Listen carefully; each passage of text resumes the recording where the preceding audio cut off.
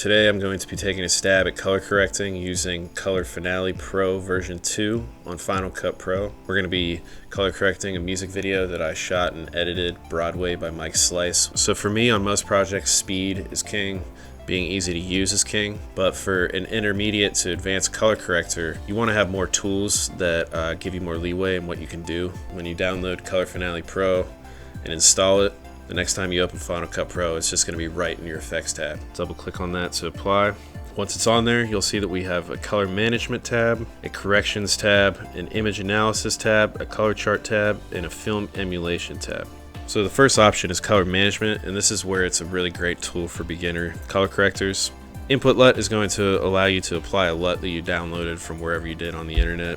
Assume Video is going to give you a pretty good contrast and saturation value if you're using a standard video profile. Assume Log is going to give you those contrast and saturation values if you're using a Rec 709 space. Aces gives you different options depending on what camera you use. For this video, I shot at 4K C-Log, so we're going to use this Assume Log and see how well it does with the image. As you can see, it gave us a pretty dynamic image just using that Assume Log right there. It looks a little underexposed to me as far as the skin, but the saturation value looks great. So for a beginner, this is a great tool to just immediately get a quick pass on all your footage. Your corrections tab is your basic exposure, contrast, white balance, saturation options in the image. You can use the eyedropper tool to have the program do it pretty accurately.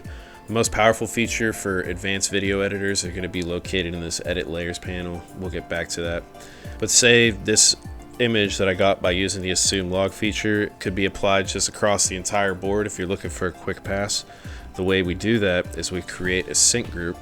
We'll go over to Add Group here, and we'll just call this Standard 1.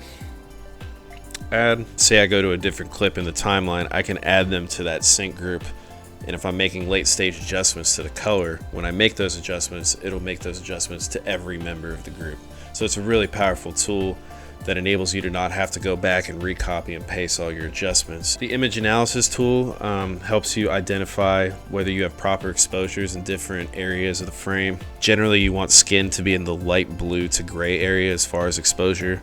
So as you can see with ours, we hit it pretty good except under the areas of the hat.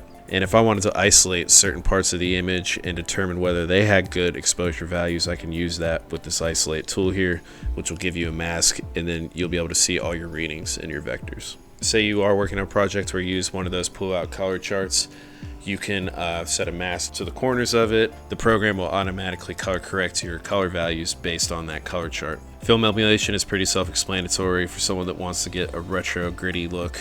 You have various things that you can do as far as adjusting the grain. Now we're going to get into the part where this is powerful for advanced editors, and it is all in this Edit Layers panel. In Color Finale Pro 2, you have many different options as what you can do in here. You have color wheels, curves, 6 vectors, HSL curves, shuffle, filter, camera matrix, and log wheels.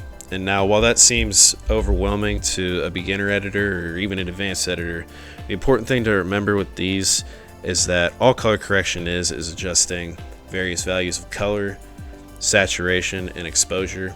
And all of these tools are just different ways of doing that. For instance, a simple one would be the 6 vectors, where it separates your image down into 6 various colors, and when you click on them, it's going to make adjustments to those. Now it's just taking those values. You can adjust the hue, the saturation, and the luminosity. And see, that's a very simple way to adjust colors. You can adjust the grass in the background there. This is not really any different than the HSL curves, where you can make those same adjustments, but what you're doing is you're able to isolate a more specific area of the frame and make adjustments to that. The color wheels are pretty much your standard color wheels.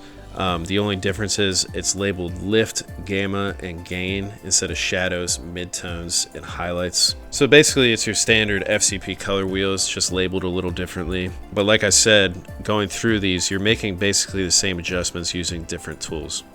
So for an advanced color corrector, I'm not going to dive into all of them. It gives you various options of how you want to make your adjustments. Again, all these adjustments can be masked so that you apply them to only certain portions of the image. Also within this option, you can see your input LUTs or presets. So this is awesome because it automatically aggregates all the LUTs that are installed in your computer. You don't got to go through folders and download all of them and import them.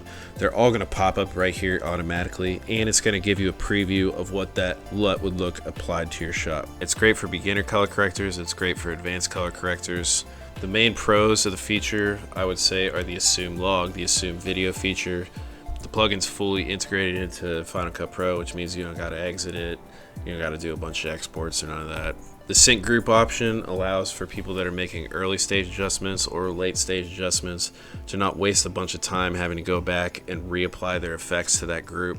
The cons, I would say, for a beginner editor, the edit layers option is a little overwhelming for them. There's labeling changes. All in all though, I would give Color Finale Pro about an 8.5 out of 10. I'm not an advanced colorist, but it worked great for me. If I could just go in there and hit assume log and have that apply and work pretty well, I'll do that. But for someone that wants to make fine-tuned adjustments, that wants to do motion tracking, that wants to do secondary color adjustments, it gives you some really easy and powerful tools within the edit layers panel.